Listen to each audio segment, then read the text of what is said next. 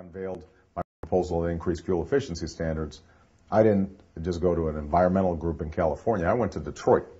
Today, there are two kinds of car companies: those that mass produce fuel-efficient cars and those that will.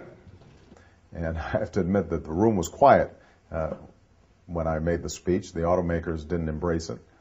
But it's the right thing to do. And I think we're at a stage now where it's important for us not just to tell people what they want to hear, we've got to tell people what they need to hear. Right now, our fuel efficiency standards are lower than China's, which is embarrassing. A second component is what fuels we're putting into those cars. We've got to embrace biofuels. We've got to move not just on corn-based ethanol, but cellulosic ethanol and using wood chips to create energy. There are all sorts of energy approaches that can be taken so that we're burning cleaner fuel. And that's why I've proposed a national low-carbon fuel standard that would require 10% clean energy in all gasoline blends. If we did those two things together, you take the national low-carbon fuel standard and increase fuel efficiency standards, we could take the equivalent of 50 million cars worth of pollution off the road by the year 2020.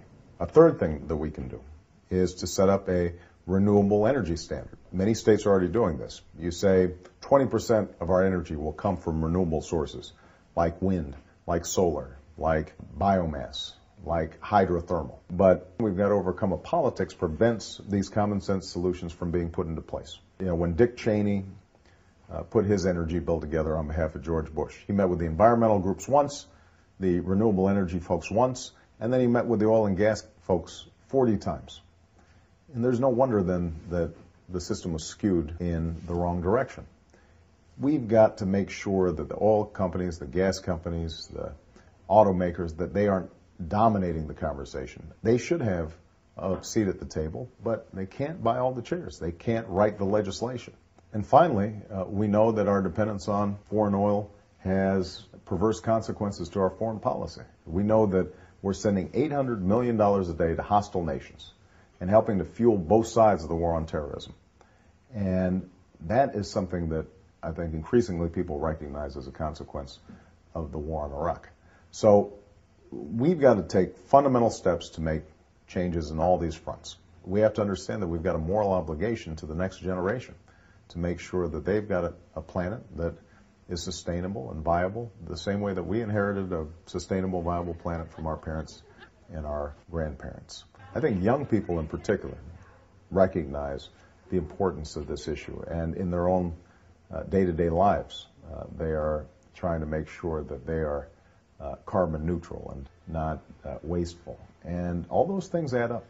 But we have to have leadership in Washington that is willing to rally around these issues. We can't have the kinds of policies that just through regulatory fiat, through a stroke of the pen, the president has decided we can lop off mountains in the Appalachians. That kind of disregard for the long-term energy future of America is something that is unacceptable. And the American people understand that, and they want a president who's going to help lead the way on this issue, and most importantly, make sure that we meet those moral obligations to future generations and preserve the beauty.